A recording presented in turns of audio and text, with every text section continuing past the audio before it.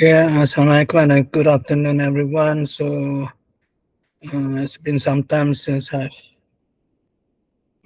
gave a talk on QFT. That I promised you to give something on QFT, quantum field theory. So let me share the slides first.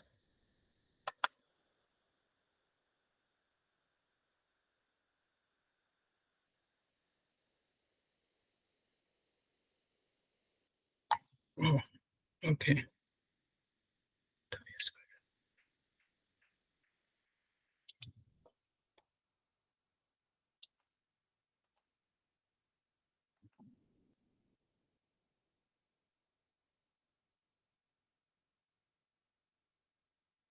So can you see my screen now? Yes. Okay, good. So let me know if somebody else is coming in. Okay. So all right. Suddenly today I have a new look for my acrobat for some reason. Okay, so today I'm going to talk about action functionals and symmetries. In particularly, I should have mentioned that this will be the space-time symmetries, because there are two types of symmetries that one can consider in quantum field theory. So let me go next. Is this visible enough? Yes, it's visible. Yeah. How do I get the next slide? Because everything has changed now. Okay. So these are the outline. So we're going to introduce, give some introduction, fields, introduce the fields, and then symmetries from space-time, and then lastly talk about Poincare group. Okay, let me just recap from the previous two talks. So far, we only had two talks for the quantum field theory series. So the first talk essentially gives you the idea of the Schrödinger equation, the dynamical equation in quantum mechanics is non-relativistic because of the space and time, and the equation is not on equal footing. And then one can try to relativize the equation, make it second order in time.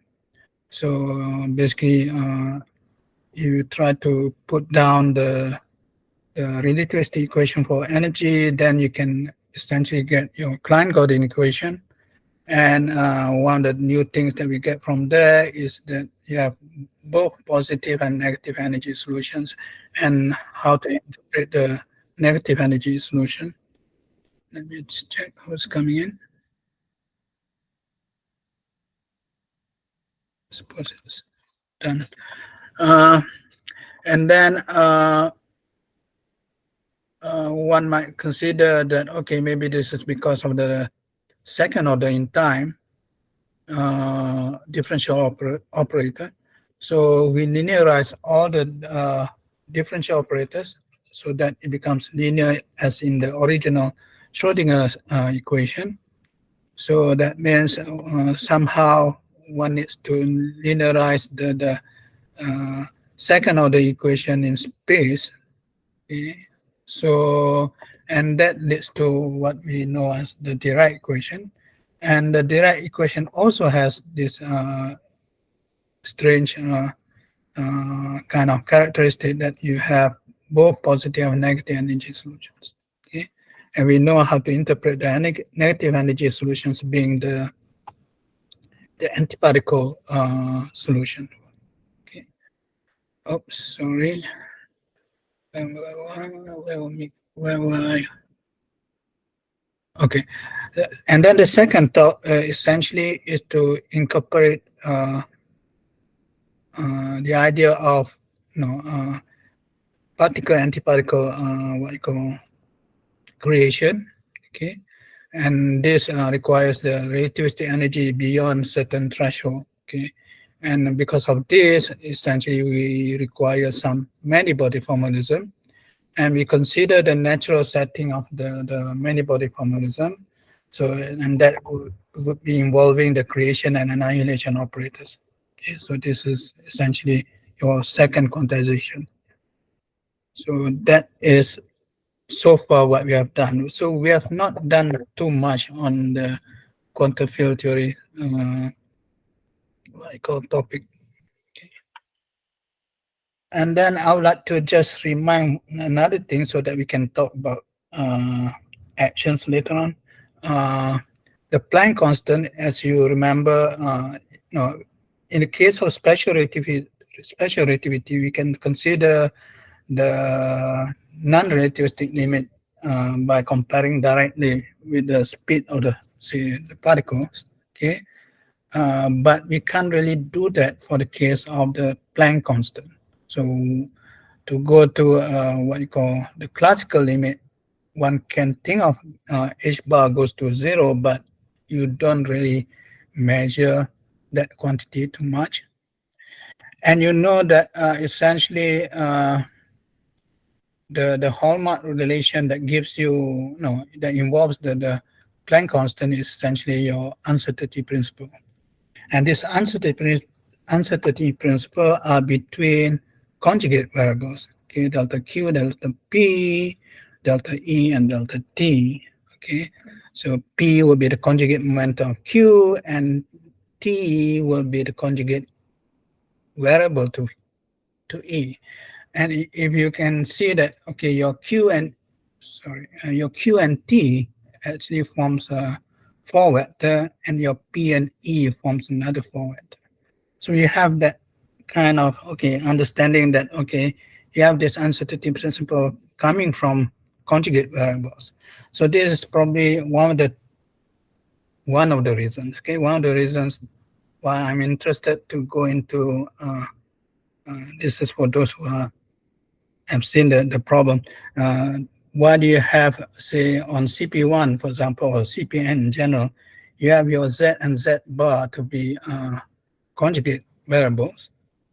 It's not clear why Z bar would be the conjugate variable to Z in the sense of what you have for these conjugate variables in your in the case of Q and P and E and T. Okay, but let's yes. Sorry. So just now you mentioned Q, P, and ET, they forms a 4 vector. Q and T forms a 4 vector, P and E forms a 4 vector. Okay, I see. Thank you. So so the other thing that one can try to do is to understand the dimensionality of the Planck constant. Okay, so you have essentially this goes to ml squared T inverse. Okay, and this has the same dimensionality of the angular momentum. And if you can remember when we first studied, I think in high school, about the Bohr atomic model. Somebody coming in? Okay. So you have the Bohr atomic model, and then essentially, yes. Okay, I suppose somebody has to mute their mic. Okay.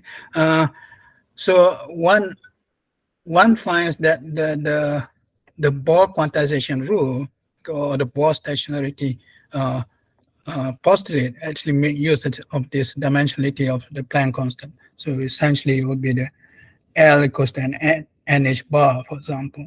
Okay, and one can generalize this Bohr stationarity postulate to the case of the Bohr-Sommerfeld quantization rule. And this is actually involving the quantity of action. And if you check what's the dimensionality of action, is essentially the same as ml squared T minus 1. The dimensionality of your L is the dimension of energy times time, so you get your ml squared T inverse. Okay, and this becomes a new quantization rule replacing your stationarity postulate. Now, the reason why, perhaps another interesting thing is this comes across my mind some time ago. There is a problem of how you want to think of the measurement of, say, position and momentum at an instant, because the momenta would actually tell you that, okay, it has to traverse a certain distance in x, for example. So there is this problem of trying to understand the measurement part of the conjugate variables. Okay, so there are some philosophical discussion talking that, okay, in this case you really need to extend some of the variables into some interval to be able to understand it properly. Okay, of course the other thing that is I think there are papers by, let me see, I have it here. There are papers. Oh yeah, by Bush, Latte, and Werner that talks about joint measurement. Okay, but this is actually no, a different subject altogether. Okay, so so the important thing that sort of relates us to the Planck constant is essentially the action. Okay, so this will be the important ingredient for quantum field theory. Right. So the next thing that we need to understand is probably what is essentially fields. So I tried to look up some some definition of fields, but most of it is the common one that you have seen in standard textbook. These are the definition of field variables according to Herbert Green. Okay, and so you can see that this is actually from my lecture notes in 1984, and we are already studying these kind of things. Okay, so the field variables are basically functions of what we call parameters, and these parameters are actually chosen by the observer. So normally it's been given by your space-time coordinates. Okay, and then the functions themselves will be some properties. Okay, so you have the fields in functions of your space-time variables, and your fields might have several different components. So there will be a what you call subscript or the index alpha here. Can you see my cursor? Yeah, Somebody? you can see. Okay, so the index alpha here it actually correspond to the components of that particular field. So this could be a general components of your tensor, or even a spinner. Spinners will involve something slightly different, which is what we call some internal variable. Okay. So so what is the action for this field variables phi alpha? It will be some integrated version of your Lagrangian density. Let me just define this properly. So it will be integrated over some domain. Okay, so these domains are usually considered as complex to allow some simplification of your boundary conditions and things like that. And then your Lagrangian density will depend on essentially the fields themselves or the space-time derivatives. Okay, so it can be higher order if you want, but what happens is that most of the equations of physics are second order. So higher order derivatives of your fields are not really considered in that sense. Okay. So what is phi alpha comma lambda? Essentially is the derivative of phi alpha with respect to x lambda. Okay. So the phi itself, yes? May I ask, when you say action functional, so when you solve I, you get like a exact value? Exact value over some domain or space-time. Oh, okay, exact value over some. Thank you. Okay, and essentially the fact that your phi itself is a function, okay, the fact the phi itself is a function, so really your action is a function of a function, okay, so that's why it's called a functional. Okay, so I'm not sure whether people has actually introduced you the idea of functional. So the functional is essentially roughly a function of a function. Okay, the function itself can vary as well as the functional itself can vary. Okay, So what are the examples that we have already seen? Perhaps the prototype is essentially your classical mechanics. Your classical mechanics is essentially is what we call a 0+1 dimensional field theory. 0 here corresponding to space, so there's no space there. So all your variables or all your functions are just functions of time. So this becomes your field variables. Okay. Of course, yes, you probably have done it so many times. So you get your Euler-Lagrange equation, blah blah blah, or you get your Newtonian equations and so on. But when you generalize it to three-dimensional space, to include three-dimensional space, then it becomes a little bit more complicated. And the easiest example that one can actually see is the idea of a electromagnetic field. Okay. So we will go a little bit into electromagnetic field later. I'm not sure in the next slide or the slide after next. Yeah, okay, we need to define conjugate variables. Just like I said just now, when it comes to trying to quantize the system, one needs the idea of a conjugate variable. So here, essentially, if you do the same thing like we have done classical mechanics, you vary your action with respect to the transformation of your field variables, then basically you get your Euler-Lagrange equations. Okay, so this is your Euler-Lagrange. This is the derivative with respect to your field variables. These are derivatives with respect to the space-time derivatives of your field variables.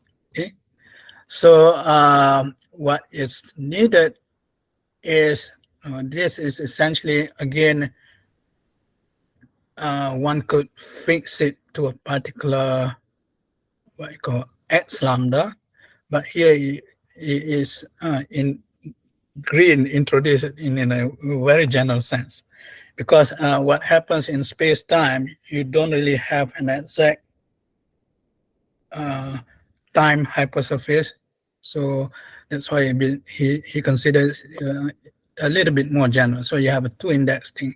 So your pi alpha lambda, which is just your derivative of your Lagrangian with respect to phi, the derivative of phi alpha.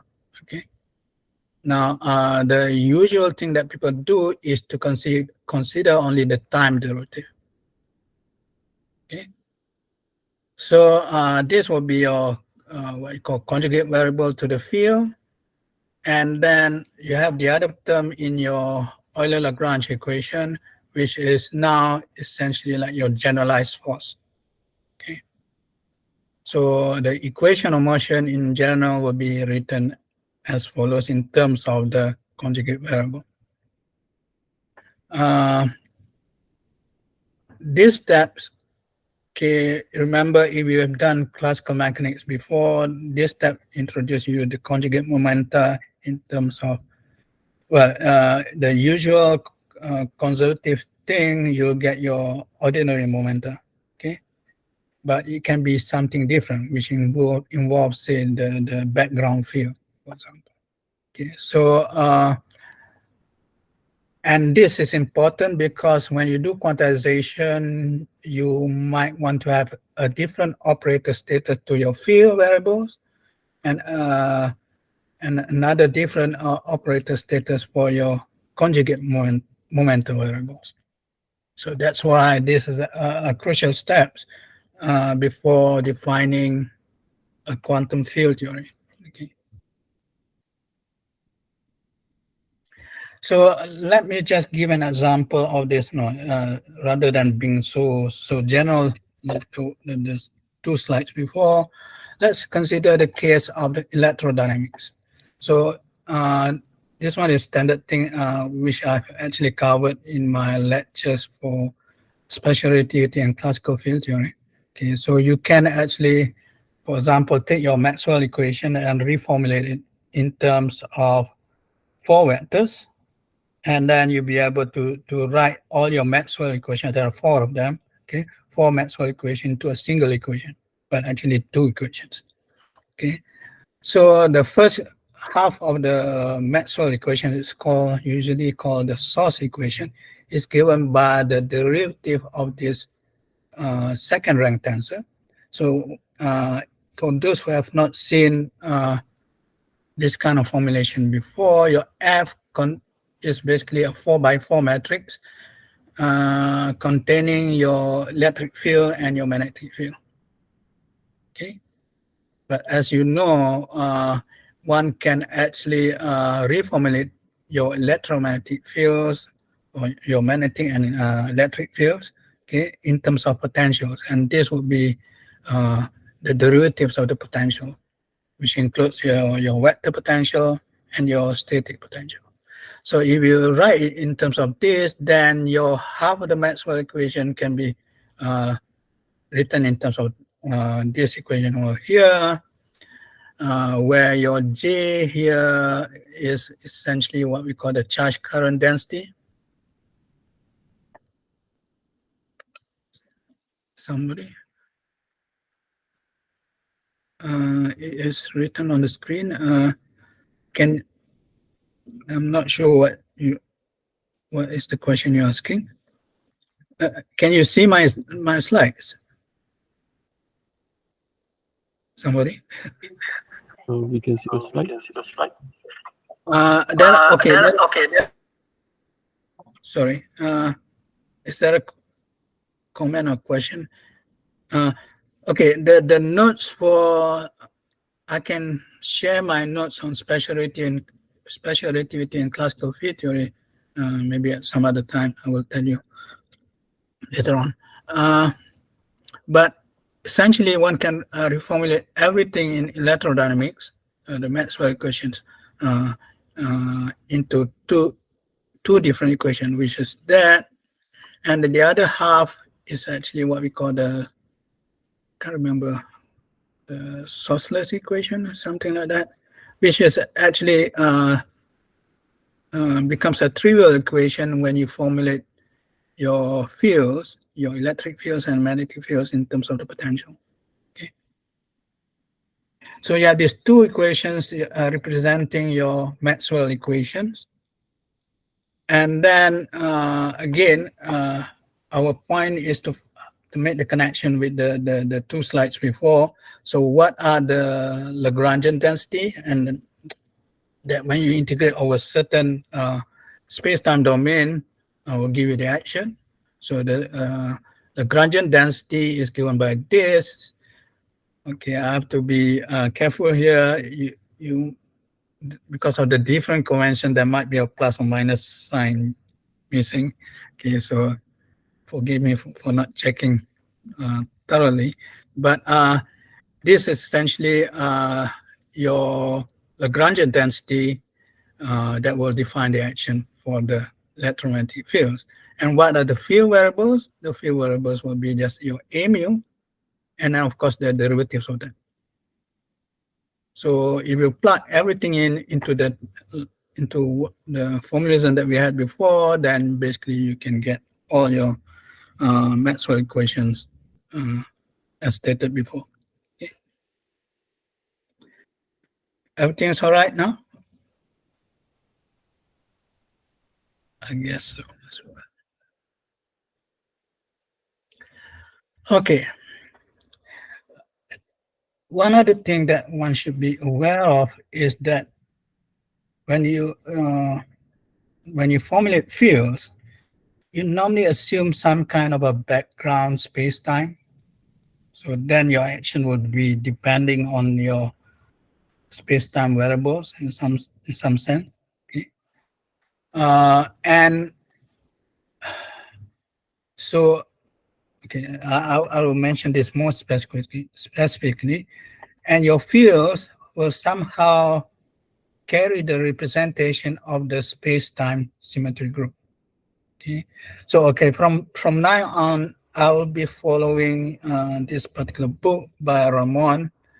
I think I used to have this book, but I've lost it. But now they have a new edition, which is from 2020.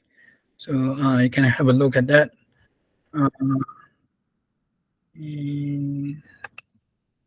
Anybody coming in? If somebody is trying to get in, please let me know.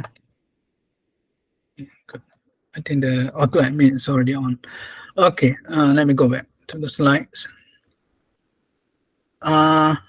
So for simplicity, one normally assumes the background spacetime that you have is just your flat Minkowskian spacetime. Okay, so in other words, somehow or other, you should be having your fields to be represented following some representation of the symmetries of Minkowskian spacetime. And you know that Minkowskian spacetime, one can use Lorentz transformation, for example, okay, to give you an equivalent physical, equivalent physics for that particular case, okay. So what is the Lorentz transformation? It looks like it's just a simple linear transformation. Okay, so here you can think of this as a 4x1 matrix, 4x4 matrix, and then 4x1 matrix. Okay, so and how the physics is contained in this is the fact that you take the square interval. Okay, you can think of this as taking the interval of x, for example, then the square interval will be the same in both frames of x dash and x. So they carry the same physics in that sense. Okay. But so this condition will now be translated in terms of the Lorentz condition. If you know how to just plug in your x dash over here, and then you'll be able to write down this Lorentz condition. So in other words, the Lorentz transformation actually have this property of preserving, in a way, the Minkowski spacetime metric. Okay. So given that, one could now imagine, okay, I'm not showing it in full here, one can imagine that the action functional that you must have should be Lorentz invariant, particularly the Lagrangian density. Okay,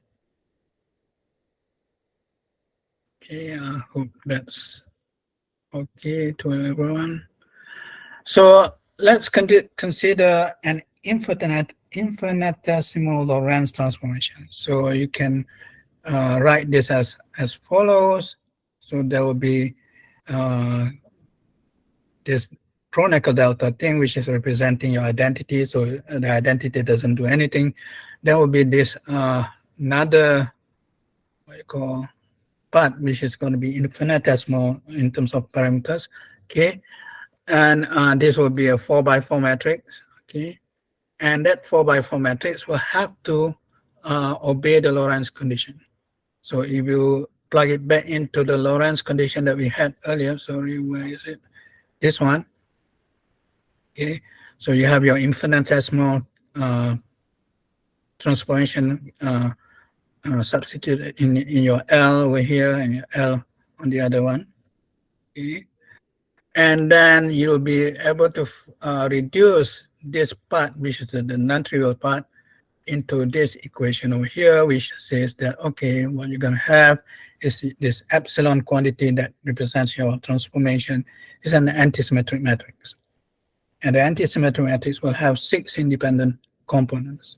Okay, and if you try to introduce generators for this, again, this has to come from certain experience.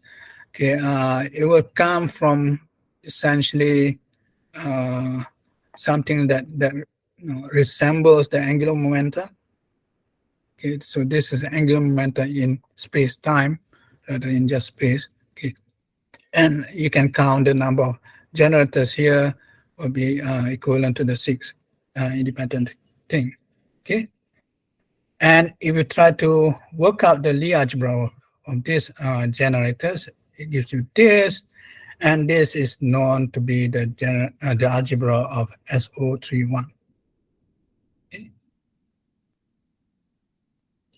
Of course, one could also generalize this. Remember that this is just from the space-time symmetry. One could add, for example, something that resembles the angular momentum, but now it has this part that sort of tells you how things work in the internal space. So this is normally one regard this as coming from the spin part. Okay, but we shall talk this a bit more perhaps later on. Okay, so you have this general generator for SO31 or the Lorentz group. And one could start to, okay, let's try to break this SO31 group to something recognizable.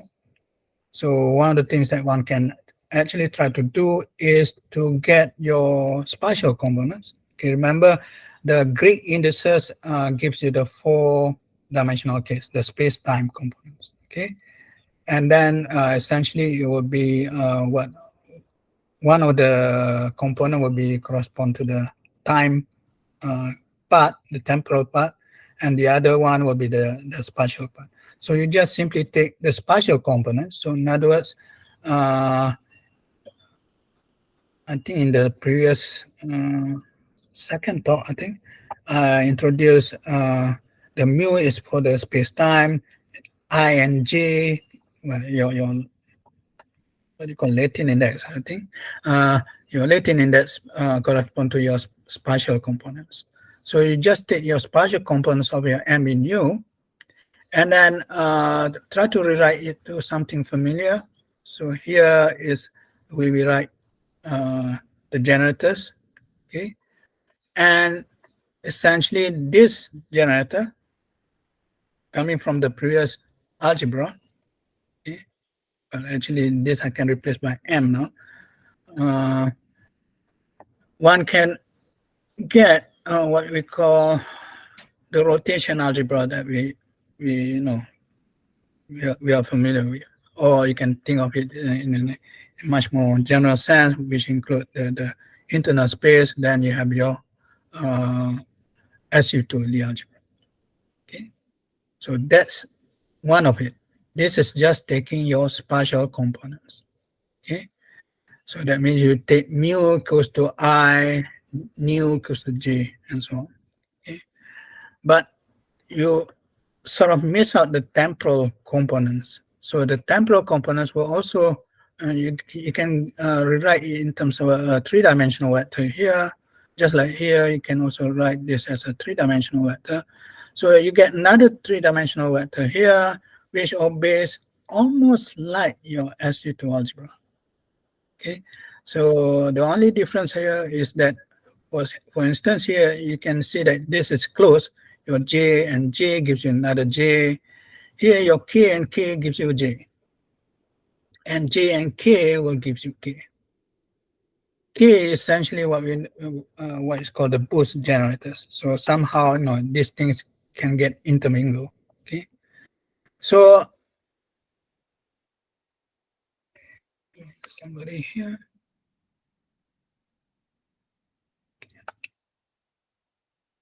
Right. Where was I?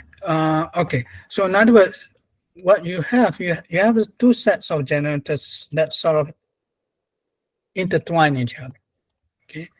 So can one sort of decouple this sort of generators from each other? Well, you can, but you need to use a generator which is non-Hermitian. So here I'm combining your J with your K, but I have an I here. So in other words, your I and I over here will not be Hermitian. That means Ni and Ni, that will be different. And by doing so, one now have two sets of generators. One is from the Ni, one is coming from the adjoint, okay? And they are independent of each other. Okay. The commutative algebra is 0 here, and then the commutative algebra for your N is closed, and for your N dagger is also closed. Now, the only thing is your n in n dagger is not Hermitian, so they cannot represent something physical. But the beauty of this kind of thing is the fact that you recognize this as an SU2, this another SU2, and then you have an SU2 theory that tells you, okay, how to classify this SU2 is going to be 0, 1, half, 0, half, 1, and so on and so forth, and the same set of numbers for this n dagger. So you can have a pet label, an M, that runs from 0, half, 1, 3 halves, and so on and so forth, to label your so-called states. Okay, the states are really representation. Okay, and one can actually give some certain meaning to this kind of labeling, which is on this next slide, I think. Okay, the state here. Okay, the state here is not your quantum state. Okay, the state here is just saying that, okay, are there labels to define the object with this Lorentz symmetry? Yes, there are labels, and that label is coming from the previous n and m. Sorry, where is it? Yeah, from the previous n and m. And if both n and m is 0, it represents a spin 0 particle. If one of them is half, then it represents spin half. But there are two ways of doing it. So you have half in the first entry or half in the second entry. So half in the first entry by there's nothing fixed about it, is usually considered as the left-handed spinner. We will talk about handedness perhaps sometime in the future lectures when we talk more on the direct matrices. Then you can talk about chirality operators. And then the 0 half will be a right-handed spinner. Okay, so both of these, it will have the usual thing of spin up, spin down. Okay, but sorry, in different spaces. But the combination of them is what is known as the Dirac spinner. You remember the solutions of a Dirac equation will have 4 components. So this will be coming from the direct sum of these 2 Weyl spinors. Okay. The group theory behind it can be a little bit involved, but the idea is everything comes from the representation theory. Okay. So what about if you make this combination of a tensor product between half, 0, 0, half? Essentially, that gives you a half-half representation. And this essentially is equivalent to the idea of a spin 1 representation. And a spin 1 representation can be given as a forward. Okay. And what else can we do? Well, we can do something like this, and you probably have seen this before in quantum mechanics. How do we combine 2 spin halves? So you get either a spin singlet or a spin triplet. So you can do the other for the right-handed spinner as well. Okay.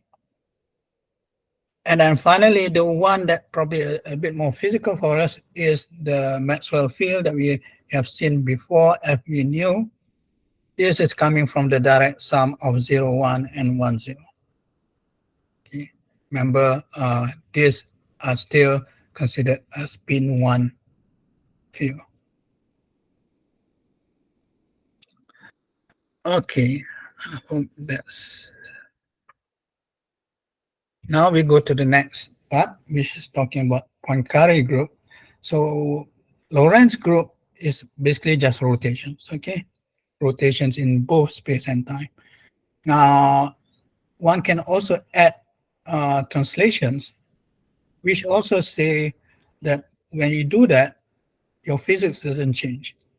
So this is sometimes called inhomogeneous Lorentz transformation. For short, we call it Poincaré transformation.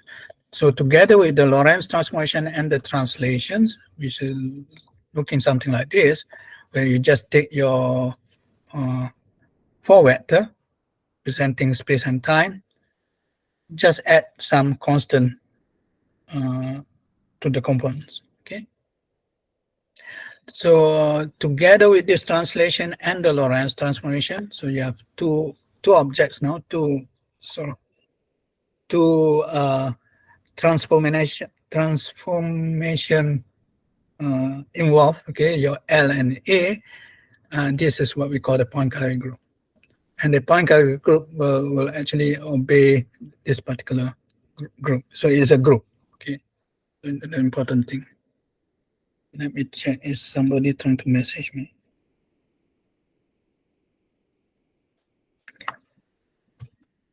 So since we have introduced this translation, can we consider the infinitesimal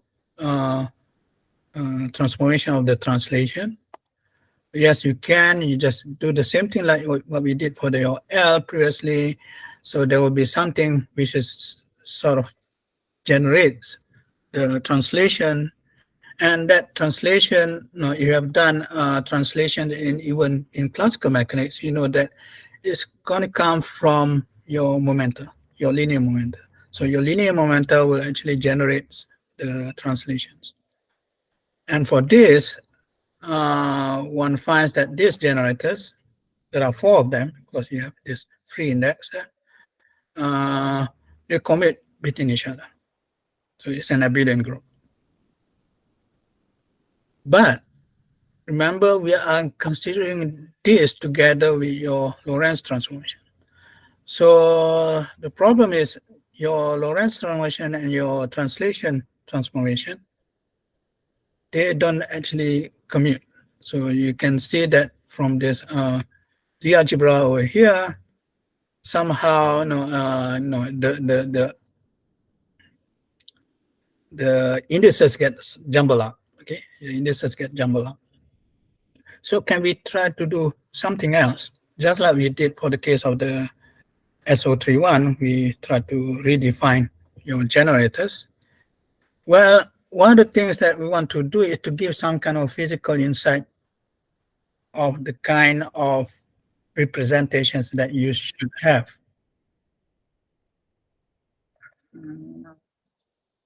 Okay, Ganesh. So your epsilon is equal to this delta x mu. Here, right, the epsilon is same as in Lorentz gauge, right? Okay, this is a different epsilon. This is epsilon just saying, one normally use epsilon for infinitesimal parameters. Okay. Okay. So these are, okay, I should mention that these are the infinitesimal parameter. This will be the generator. Okay. Mm-hmm. So that means how that Lorentz, the epsilon in the Lorentz transformation related to this delta x mu is there is no any relation there. It's, say that again.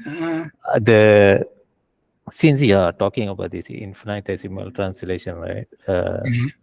How does this delta x mu is related to that that gauge in the Lorentz transformation, the epsilon there? Oh, you mean the previous delta? Yeah. Okay. One would just have to add a further Higher order terms. Yeah.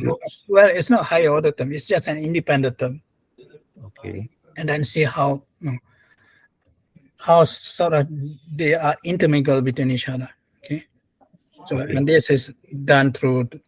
Usually, you can go from the group composition law and then go down to the algebra if you want, or you can do even directly through the algebra. Okay. So using the infinitesimal transformation, basically, you are going to the local level. So the local level is basically the algebraic level. Mm-hmm. Okay. Where will we? Oh yeah. So one of the things that we want to do is now, okay, can we try to make this thing a bit more physically accessible in some sense? Well, One of the things that we want to do is the following. Okay, now let me just go to the others. We want to consider, remember here, your P mu, your P mu doesn't sort of commute with the Lorentz part, okay? So can you get something out of the Lorentz part which commutes with P? So that is our basic problem here, and people has worked this out. Essentially, the thing that you need is what we call the Poly-Lubansky 4-vector, which is a combination of your P and M.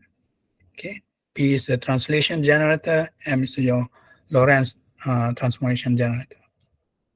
And this gives you, if you look at this here basically is your dummy index here. New rho sigma is your dummy index. Your free vector is just coming from the mu, so it should behave like a 4-vector, which we shall show. Well, we don't show it here, but no, we shall mention this after this.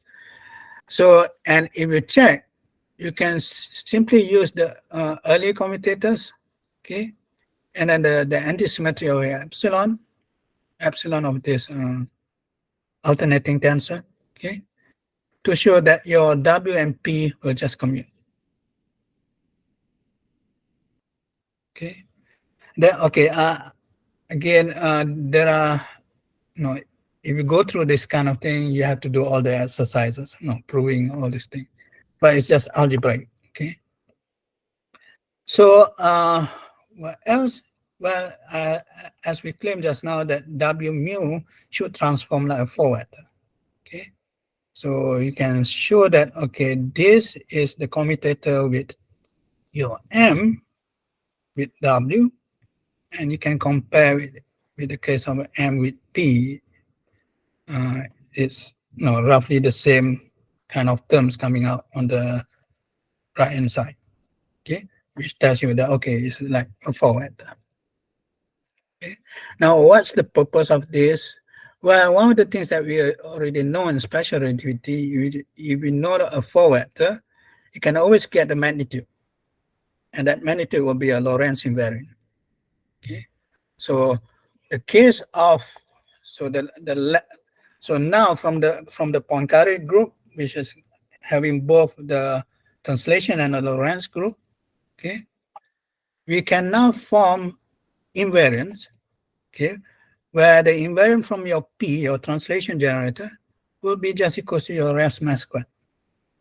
No, you have done special relativity before, then this will be just the thing that we have. So this will be an invariant. So in other words, for that particular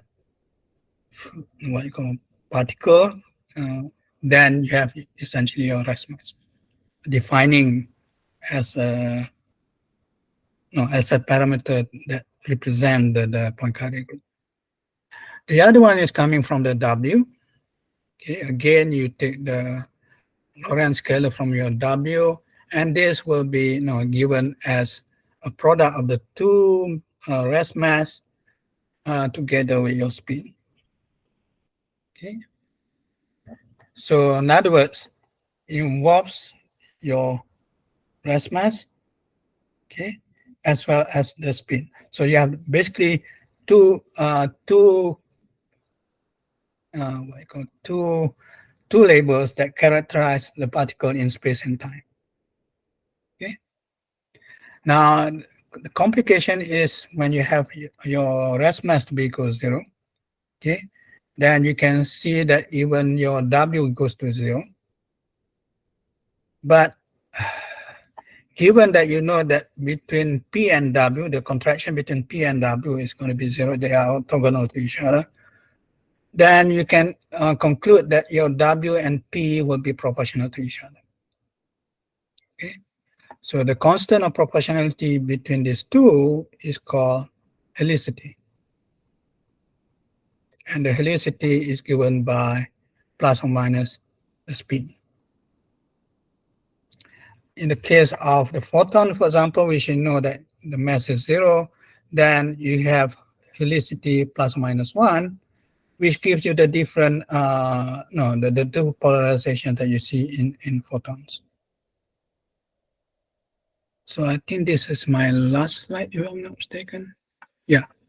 So that is what I have for today.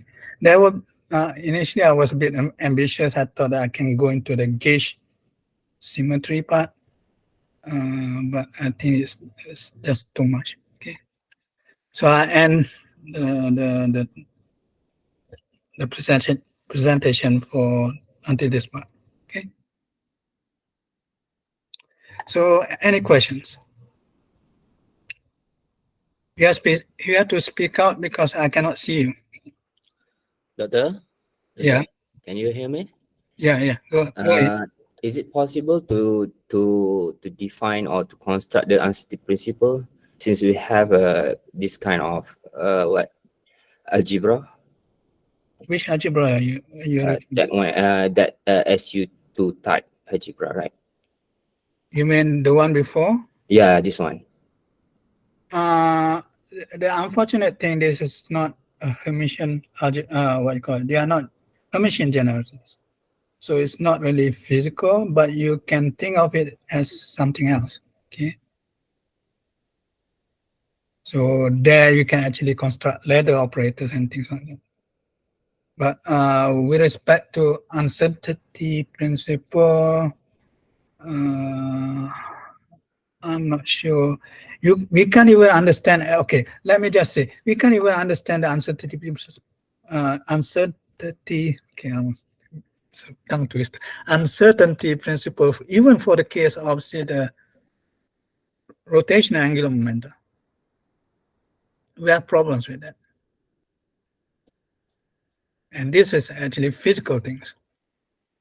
Now, if you go to sort of non-Hermitian generators, you have even greater problems of trying to physically interpret them. Okay, Doctor. Okay. So the other one, what the time space symmetry group preserve?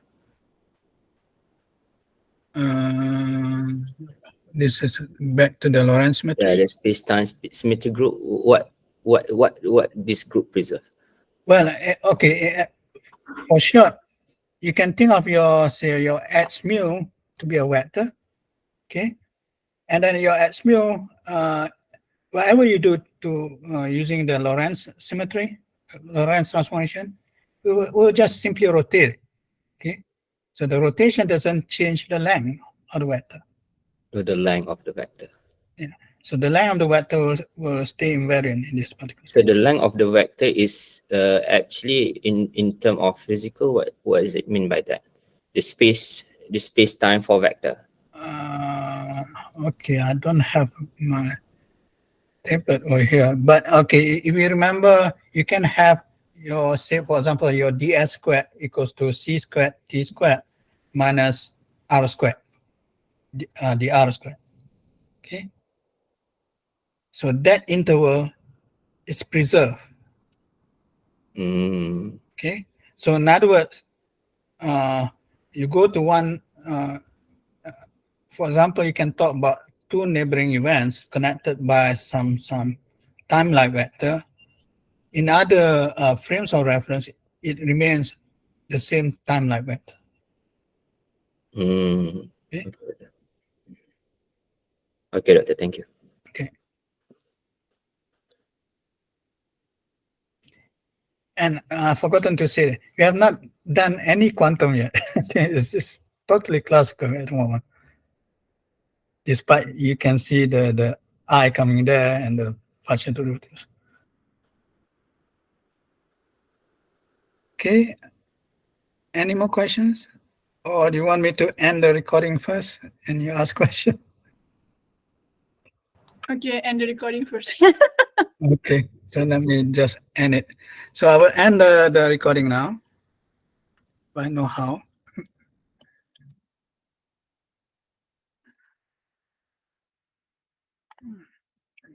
Stop recording. Okay.